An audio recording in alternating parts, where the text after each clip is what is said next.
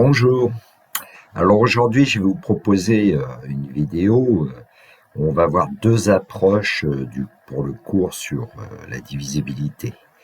Dans le descriptif de la vidéo, vous trouverez un énoncé en format PDF ainsi qu'un lien vers mon blog pour y trouver éventuellement divers documents de maths experte et de maths spécialité de terminale.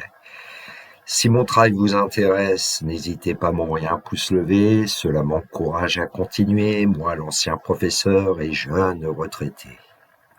Éventuellement, vous pouvez m'envoyer un message, j'y répondrai dans les jours qui viennent. Approche 1, une plaquette rectangulaire est constituée de 24 carrés de chocolat. Question 1, déterminer toutes les plaquettes possibles non superposables. Question 2, représenter toutes ces plaquettes, laquelle ressemble le plus à un carré. Et puis question 3, parmi toutes ces plaquettes, quelle est celle qui a le plus petit périmètre? Évidemment, l'idéal, c'est de prendre feuille et stylo, d'essayer de répondre à ces questions. La correction pour moi dans quelques instants. Alors, l'approche 1, déterminer toutes les plaquettes possibles. Alors, j'ai représenté un rectangle de largeur X et de longueur Y. Alors, qu'est-ce qu'on sait ici? C'est que le nombre x, c'est un entier naturel non nul. Y aussi. On va considérer que x est inférieur ou égal à y. Et puis, on sait que l'air, c'est 24. Donc, xy égale 24, puisque la plaquette d'origine possède 24 carrés de chocolat. On va considérer qu'un carré de chocolat, c'est l'unité d'air. Donc voilà à peu près les conditions dans lesquelles on travaille. Donc xy égale 24, ça nous dit que x et y sont des diviseurs de 24. Donc on va fabriquer un petit tableau avec x et y.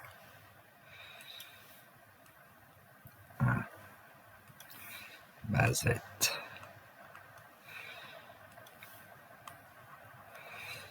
Alors, x est un diviseur de 24, alors évidemment, on a toujours 1 qui est diviseur de 24, et auquel cas, on va trouver que y vaut 24. Alors, si on veut, on peut dire que y, c'est 24 divisé par x, pour les calculs. Alors, est-ce que 2 divise 24? Oui, donc on a 2. Auquel cas, y vaut 12. Ensuite, est-ce que 3 divise 24? Oui, et puis auquel cas, on a y qui vaut 8.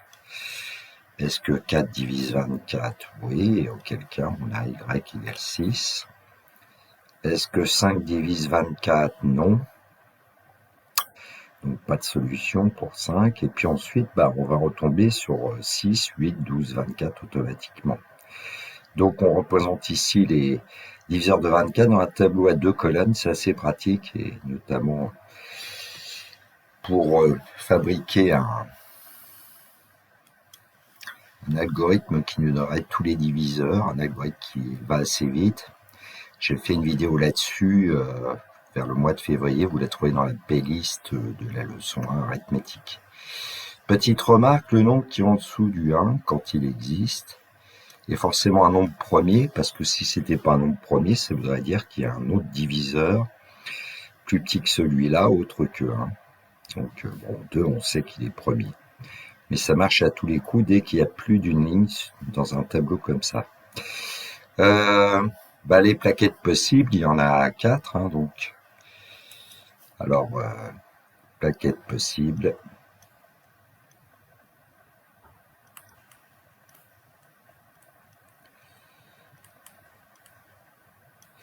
Alors, je vais les noter comme ça. Il y a la 1,24, ensuite il y a la 2,12,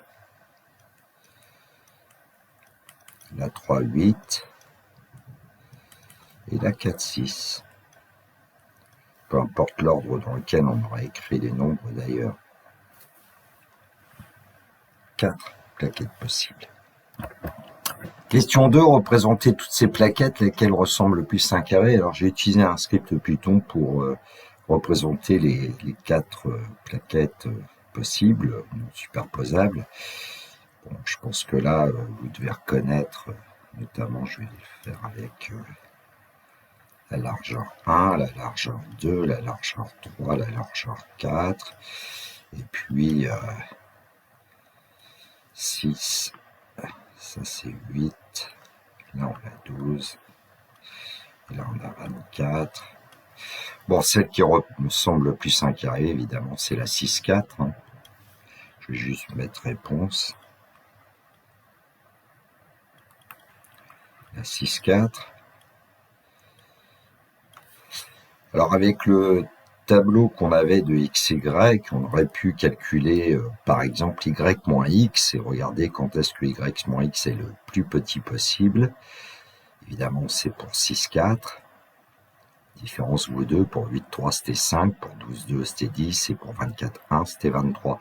Ou alors regarder le quotient de Y par X et voir quand est-ce que ça se rapproche le plus de 1, et c'est pour 6 divisé par 4 qu'on aura la réponse, parce que c'est plus petit que 8 tiers, plus petit que 12 sur 2, plus petit que 24 sur 1.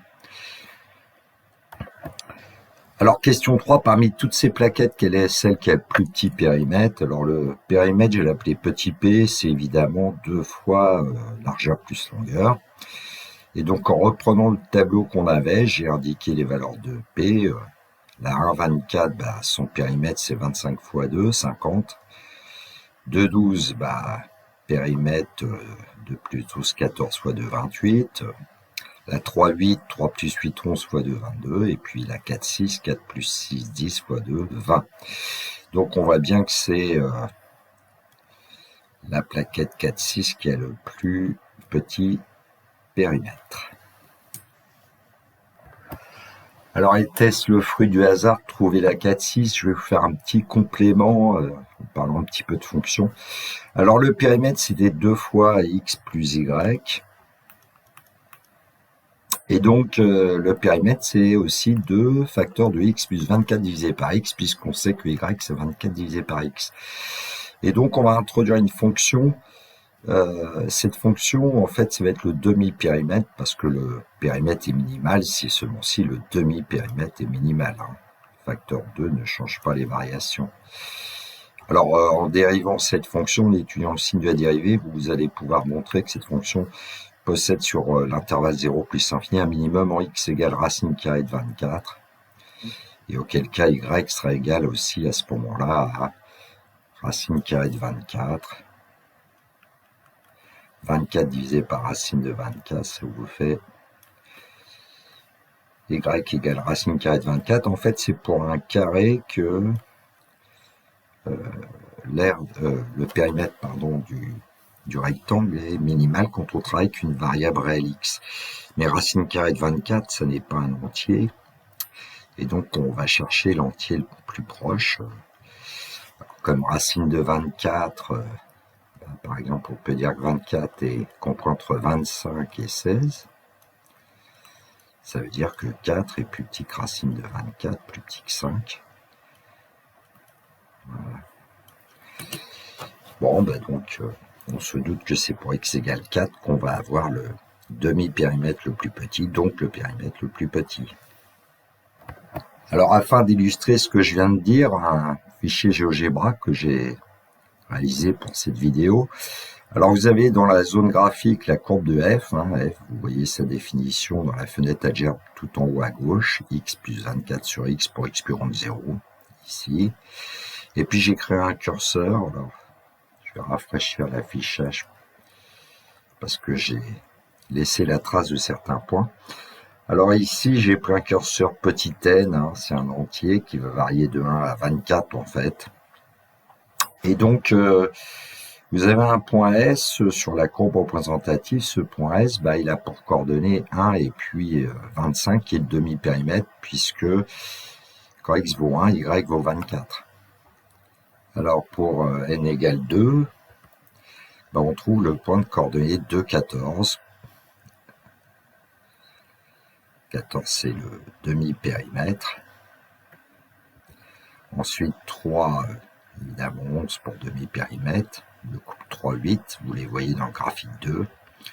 Le couple 4, 6, on obtient le point S de coordonnées 4 et Demi-périmètre, c'est 10, c'est celui qui lui donne le demi-périmètre le plus petit. Alors, vous voyez un point B sur l'écran graphique. Ce point B correspond au minimum de la fonction. Alors, son abscisse, c'est environ 4,899. C'est racine carrée de 24, en fait. Et son ordonnée, c'est le double, puisque un carré de côté racine carrée de 24 a pour demi-périmètre 2 racines carrées de 24. Bon, alors on aurait pu continuer aussi avec le curseur N pour voir un peu ce qui se passe. Alors pour n égale 5, vous voyez un point E. Le E c'est pour échec, le S c'est pour succès. Puisqu'ici, nous n'avons pas de coupe solution. Et puis, on peut continuer jusqu'à 24. Donc évidemment, on retrouve le 6,4, évidemment après le 8,3, le 12,2, après il reste que le 24,1.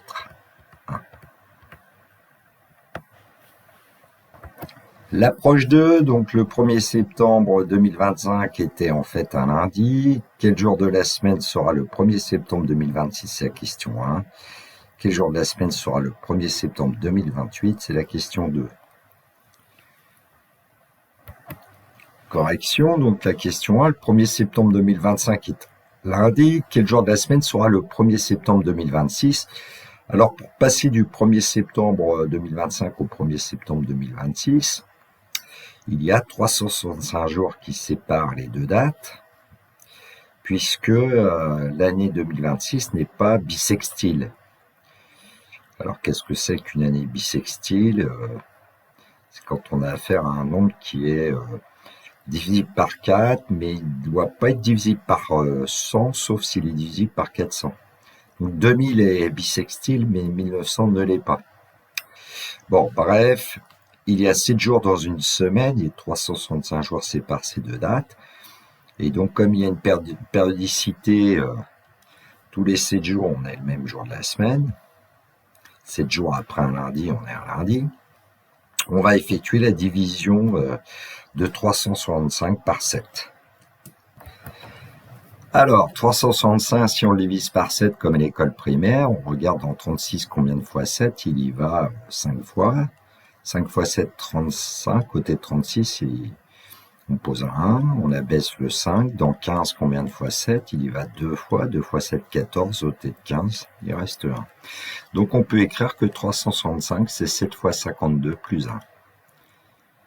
Alors ici, j'ai essayé de généraliser un peu vers le cours. On a A qui est égal à B fois Q plus R, évidemment avec A égale 365, B c'est 7, Q le quotient entier, 52, R égale 1. Il y a donc 52 semaines de 7 jours dans une année de 365, mais il faut rajouter un jour, évidemment. Alors on dit que A est le dividende, B c'est le diviseur, Q c'est le quotient, dit aussi quotient entier, le reste c'est petit r. Alors le reste, lui, il est toujours supérieur ou égal à 0 et plus petit que le diviseur, B. On peut dire aussi que le reste est compris entre 0 et B moins 1. Alors comment faire avec une calculatrice? Pour l'instant, ça va être la méthode simple, entre guillemets. Donc 365, quand on le divise par 7, la machine nous répond 52,1428571,4. Donc ça veut bien dire qu'il y a 52 semaines. Et donc on prend par rapport à ce nombre, en fait, sa partie entière, 52. Et puis on peut écrire 365 moins 7 fois 52. Et ça va nous donner évidemment le reste. 1. Bon, on pourrait automatiser un petit peu ce genre de calcul quand même. Alors qu'est-ce qu'on pourrait faire? Alors 365, je vais le placer évidemment dans la mémoire A. Utiliser un peu les mémoires. Le diviseur 7, le placer dans la mémoire B. Et puis qu'est-ce qu'on veut? Le nombre 52. Alors 52, c'est la partie entière de A divisé par B. Alors dans le menu maths, ici, il faudra regarder selon la calculatrice, vous avez une instruction qui s'appelle partent, qui est la partie entière de A divisé par B ici. Alors, Évidemment, j'ai fait une bêtise, comme d'hab. Avec les imbéciles qui se trompent jamais, disait mon professeur de terminale, qu'on va placer dans la mémoire Q. Évidemment, on va trouver 52, et puis ensuite, il suffit de faire A moins B fois Q pour avoir le reste.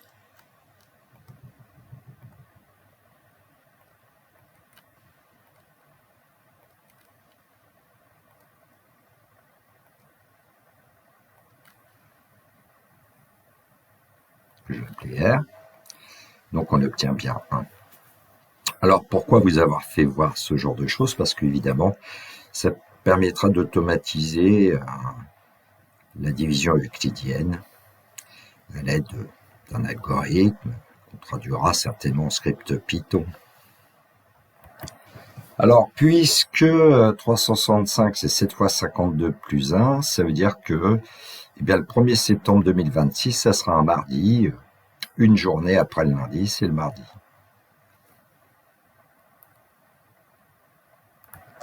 Alors, une remarque. Donc, je prends des nombres A, B, Q, R pour l'instant qui sont des antinaturels. B ne doit pas être égal à 0 pour pouvoir diviser par B, quoi. A, c'est BQ plus R avec R qui est super égal à 0 et strictement inférieur à B. Alors, en divisant par B, qu'est-ce qu'on obtient? A divisé par B, c'est petit q plus R divisé par B. Mais quand on a R divisé par B, connaissant un encadrement de R, on va avoir un encadrement de R sur B. On divise par B qui est un nombre strictement positif, on ne change pas le sens. Donc R sur B, il est forcément supérieur égal à 0 et plus petit que 1. Ce qui fait que A sur B, il est dans l'intervalle fermé en Q, ouvert en Q plus 1. J'aurais peut-être pu l'écrire. Ici, vous avez, en ajoutant Q,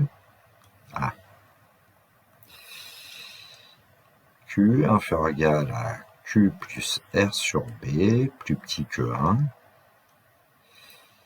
Et comme on ajoute Q, ça nous donne Q plus 1. Et donc, on a bien A sur B qui est compris entre Q et Q plus 1. Ce qui fait que Q, c'est bien la partie entière de A sur B, et R, c'est A moins BQ, évidemment. Alors, question 2, quel jour de la semaine sera le 1er septembre 2028? Alors, je vais faire comme si on ne connaissait pas la première question. Et donc, je vais reprendre le fait que le 1er septembre 2025 est un lundi.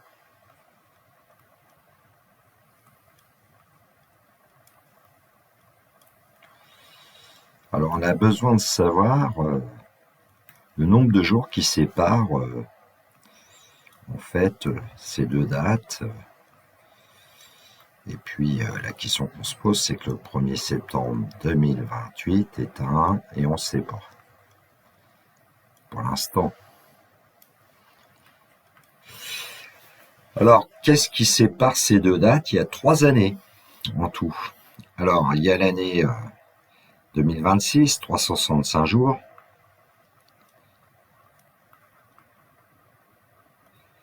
Ensuite, il y a encore 365 jours. Mazette.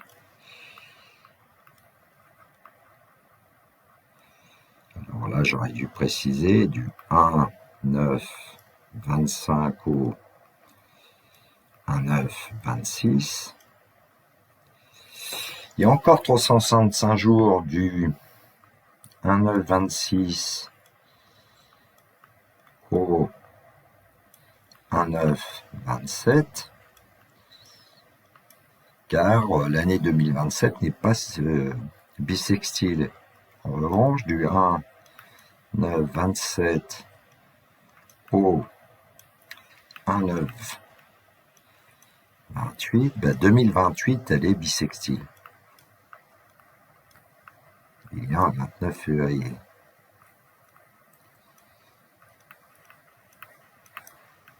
C'est divisible par 4, puisque 28 est divisible par 4.